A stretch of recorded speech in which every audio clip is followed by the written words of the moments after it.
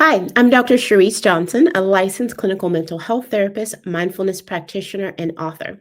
One of my primary specialties is working with individuals who want to heal their relationship with their mind, their body, and themselves. Welcome to Mindset Matters. All right, come into this scenario with me. Let's say you're in a situation where there is so much going on in your world, but in particular, there's something that you can't figure out. There's something that is a chronic source of worry or just a dynamic that you're trying to solve and you're not quite sure what to do. So you've noticed in yourself, and you don't have to out yourself just yet, but you've noticed that one of the primary ways that you try to solve the things that are happening in your life is that you tend to ruminate over and over and over again. Essentially, when this happens, it really destroys your brain, it impacts and interferes your physical health, your emotional health, your well being, and your appetite. And we're going to get into that over the next two episodes. So, to level set this one, let's talk about what is rumination. Rumination is the process of continuously thinking about the same thing, the same thoughts, often related to some level of a stressor or an anxiety. And it's one of those dynamics that once you start, you notice that you can't stop. It interferes with everything. It comes up during times that you're like, I don't even want to be thinking about this right now. But you will notice that your mind will immediately start to trail off and go to the places you don't want it to go. If you've experienced this, there's so many reasons and not enough time in this podcast for me to get into all of them. But hang tight and make sure that you share this with someone that you know. You hear them doing it. Now, I'm not saying go to your friend and be like, hey, you need to listen to this because she's talking about you. That's not what we want to do, people. But it can be useful if you have a friend and they utilize you as a verbal processor and you notice they're talking about the same dynamic over and over. Be there for them, but also give them some tools. Here's the impact on the brain. When we are in a state of rumination, whether it's conscious, we're sitting down, we're trying to think about things over and over, or it's subconscious, you're not trying, but that thought, those worries, that anxiety continues to pop up, it leads to heightened activity in the amygdala. If you've been listening to this or you've been listening to me, you may be the point that you remember the amygdala is the part of the brain that processes your emotions, but specifically fear and anxiety. So, rumination is not a solve for what you are going through. I'm going to take a quick sip. I'm going to sip even more than I probably would in normal because I'm coming off of a cold, but we've got to take care of business here. So, when you're in a situation where you notice yourself ruminating, it is going to activate that amygdala. It is literally like taking fear and anxiety and going, here, I'm going to give you some lighter fluid so that you can be even more heightened than ever before. I want you to understand that because somewhere along the way, trauma, life tries to teach us that if we think about something enough, then we're going to figure it out. And that's actually not true. Fun fact, and then I'll move forward. When we consistently ruminate and think about something over and over and over, or ruminate and then verbalize by kind of dumping and emotionally dumping on other people, it tends to make what we're experiencing worse because we're almost wearing down a path that leads to more fear and more anxiety. The other aspect of this is that when the amygdala is heightened, it reduces the activity in the prefrontal cortex. The prefrontal cortex is that just juicy, lustrous part of your brain where we want to spend as much time as possible because that's the part of the brain that allows us to make the decisions that we want. That's the part of the brain that's going to help you choose from a place of harmony, That's the part of the brain that's going to help you make the decisions that help you feel like you are choosing the right things in your life. Notice that I did not say control, but you will feel a greater sense of control, even though that's not really a thing. But you get what I'm saying. The prefrontal cortex, when that part of your brain starts to reduce because the amygdala heightens, emotion regulation is off. It completely goes out of the window. We see this on so many different scans. If you think back to some of our prior conversations, because I know that you have watched every episode of Mindset Matters or listened, then you also will keep in mind when emotional regulation is off, when it's being threatened, when it's low, then it impacts our judgment and our ability to cope with stress effectively.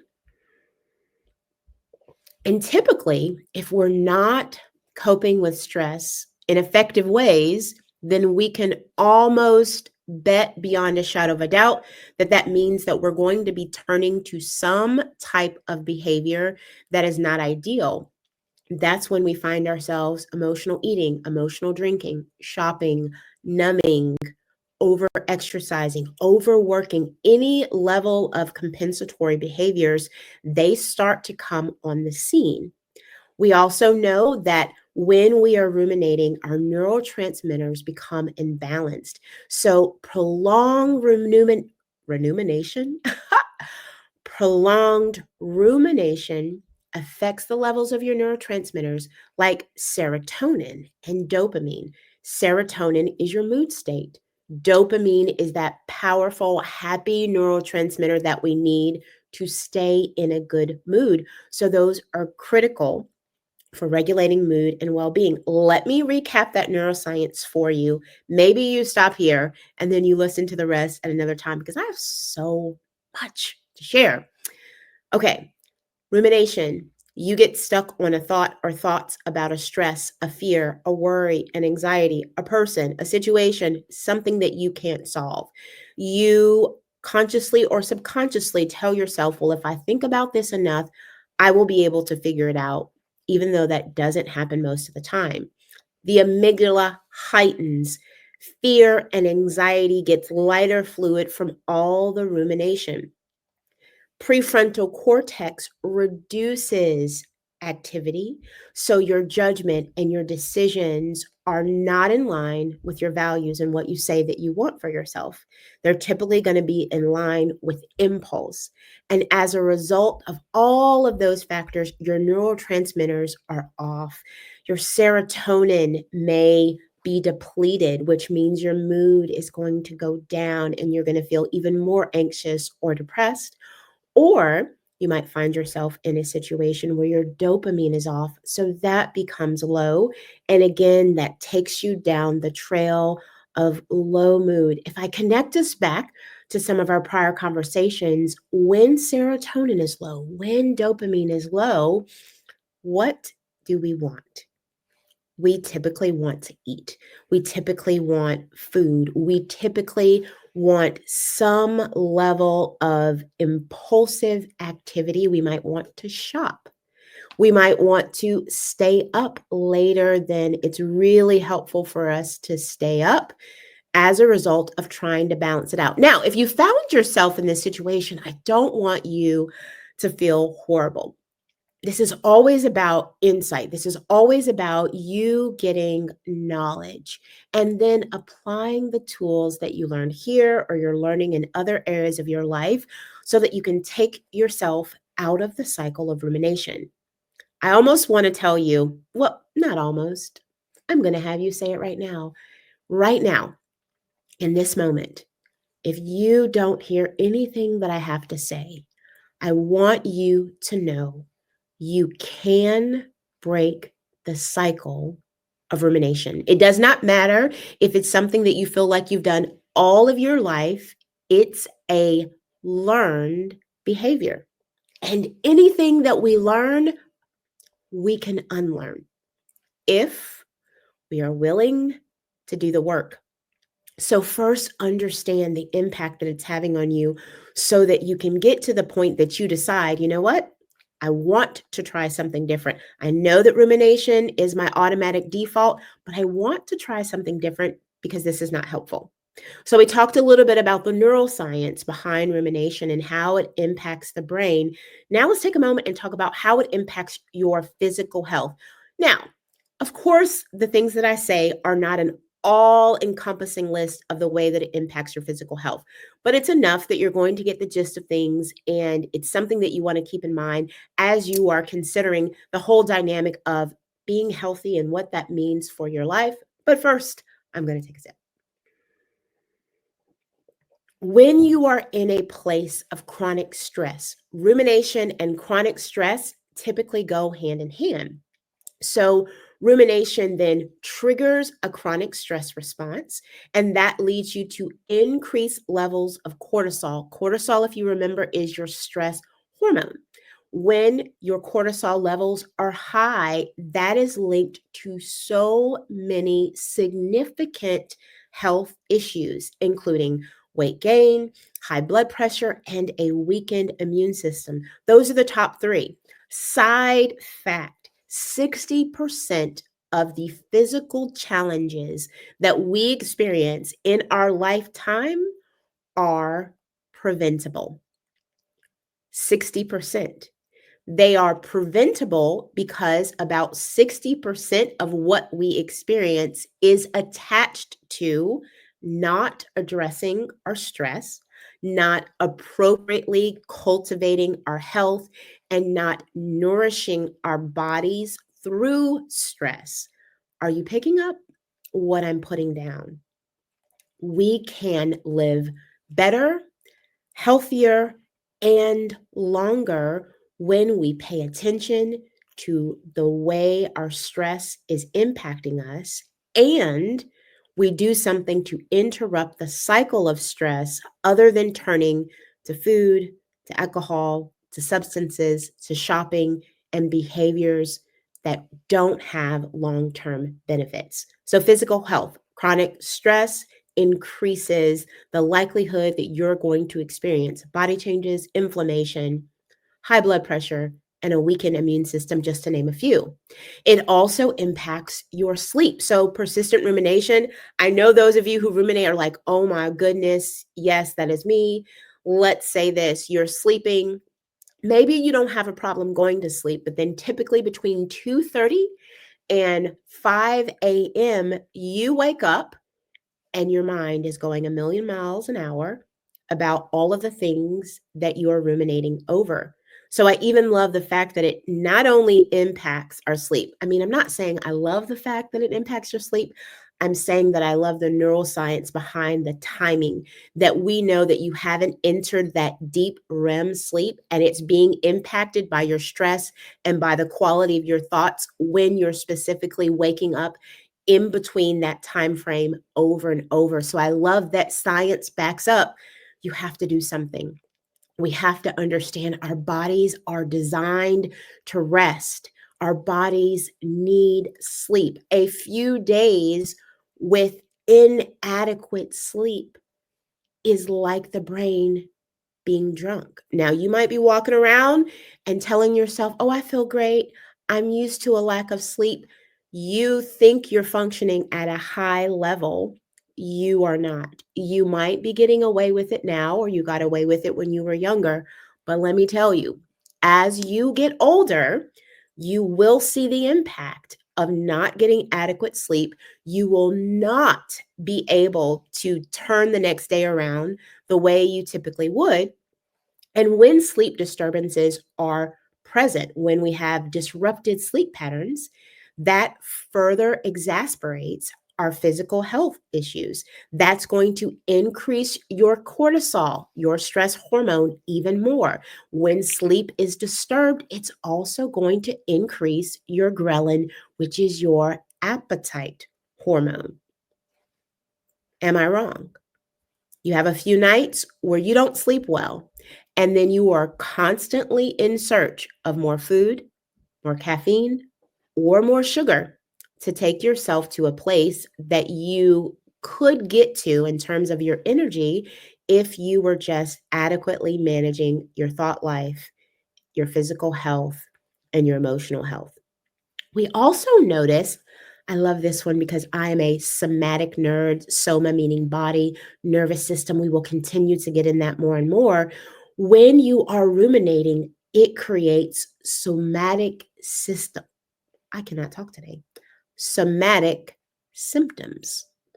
That means it manifests in physical ways like headaches, stomach issues, or chronic pain, which is often referred to as psychosomatic disorders.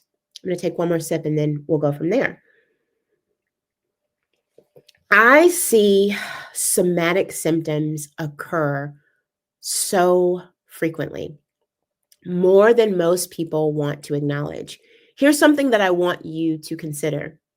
The body is actually designed to feel good slash great every day if our life is set up in a way that we are caring for ourselves and we're making the needed adjustments in order to nurture ourselves and to nourish ourselves. In other words, when we're doing what we need to do to support ourselves physically, mentally, and emotionally, it increases the likelihood that we'll have a consistent level of energy and a well balanced mood each day. When we think that we are invincible, when we avoid facing the things that we need to address, when we try to carry a load that is not ours to carry, it puts us in a bad situation. When that bad situation occurs over time, then physical symptoms occur. And it can be really frustrating because you might go to the doctor and go, something is wrong. I know something is not right. I do not feel right. I feel off. I feel different. They take tests. They can't find anything. You get in your head or feel like, am I in my head? But you're in your body. Now, there can be multiple reasons why that happens, but there are a lot of moments where you're experiencing or potentially experiencing psychosomatic symptoms that are a direct result of what's happening to you mentally. I see this so much. Here's a side note that I want you to consider for application. What are you noticing about your physical health right now? Over the last 2 to 3 weeks, what hurts? What feels off? How's your quality of sleep? How is your energy level from start to finish of the day? Please take the time to answer those questions because they're going to give you insight around what you might be experiencing. And then once you identify that, next I want you to identify, how's the quality of my thoughts? What am I noticing about the way that I'm talking to myself? What do I notice about my ability to focus my attention to task? Or do I recognize that there's a level of thoughts and a level of worries and anxieties and fears that are interrupting my daily thought patterns and kind of sending you over to the edge, trying to solve something that may be completely outside of your control. And when this happens, then we find that rumination, right, not only impacts the brain, not only impacts our physical health, but then our emotional well being.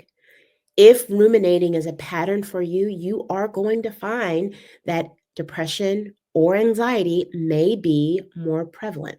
Rumination is a significant risk factor for the development of depression and anxiety disorders. It creates a cycle where negative thoughts lead to emotional distress. I'm going to say that again. Negative thoughts lead to emotional distress. Repeated negative thoughts will lead to emotional distress, even if you're not aware of them all the time. That means any thought that you recognize and you don't deal with is going to deal with you. So it's important that we recognize that cycle because negative thoughts will lead to emotional distress, and emotional distress will lead to more negative thoughts. And then you're in that cycle of rumination that exhausts you and drains you. It's like that moment where you feel like you want your brain to stop. You are searching for rest and calm and can't find it.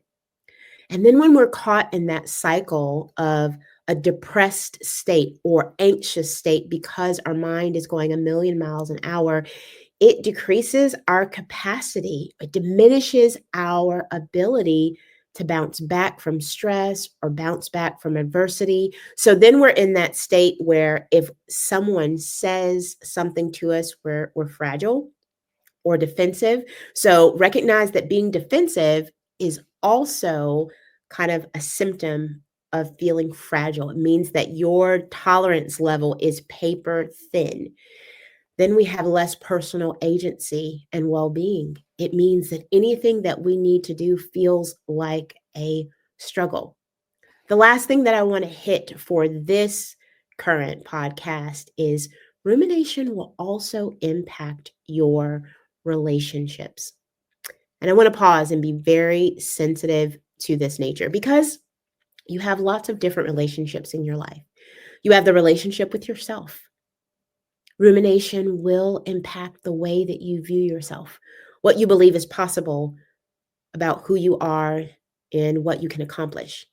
It will impact your relationship with your partner.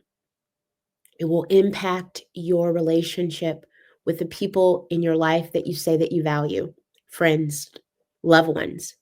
And it can impact your relationship in your professional life. So it makes it very challenging to then hear any type of constructive feedback if we're in a place where we are so in our heads, ruminating, filled with chronic stress, not sleeping well, cortisol levels are high, appetite is chaotic, then all of the information that we take in on any given day is going to be impacted by that cycle of dysregulation.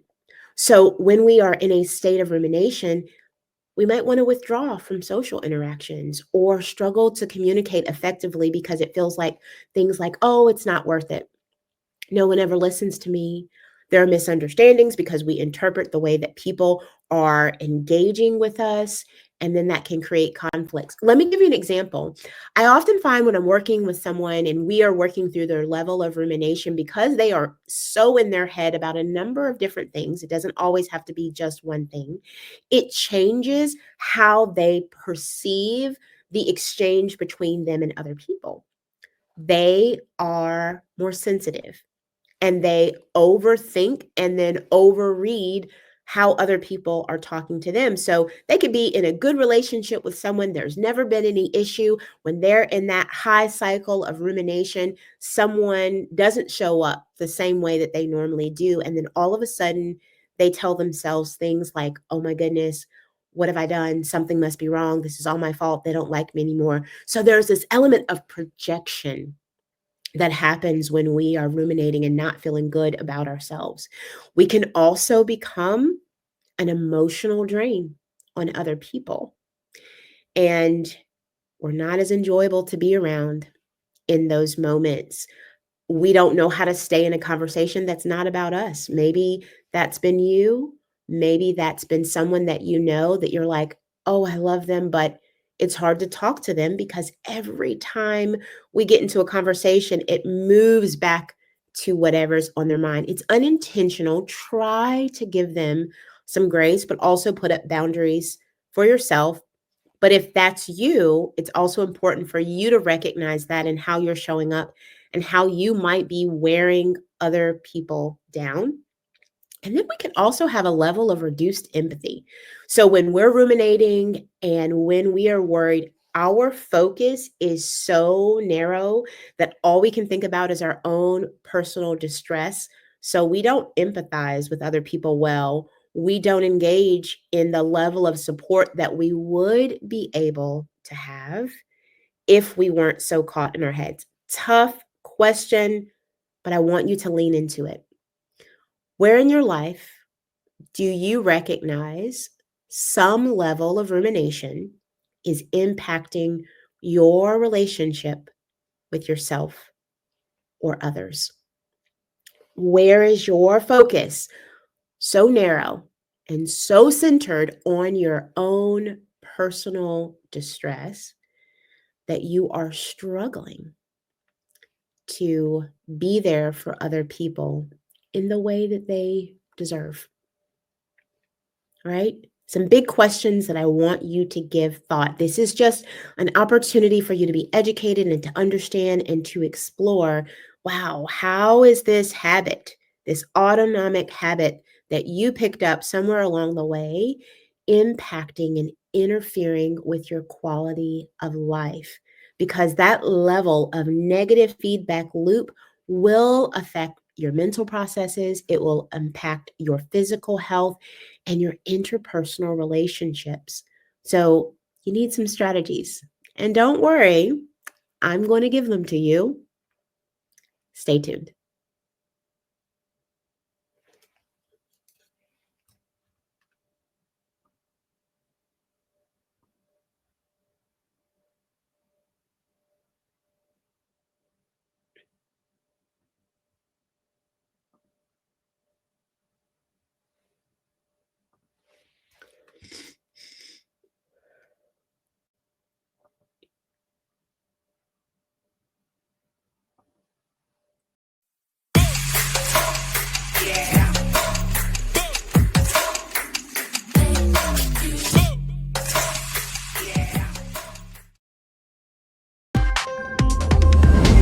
Mindset matters.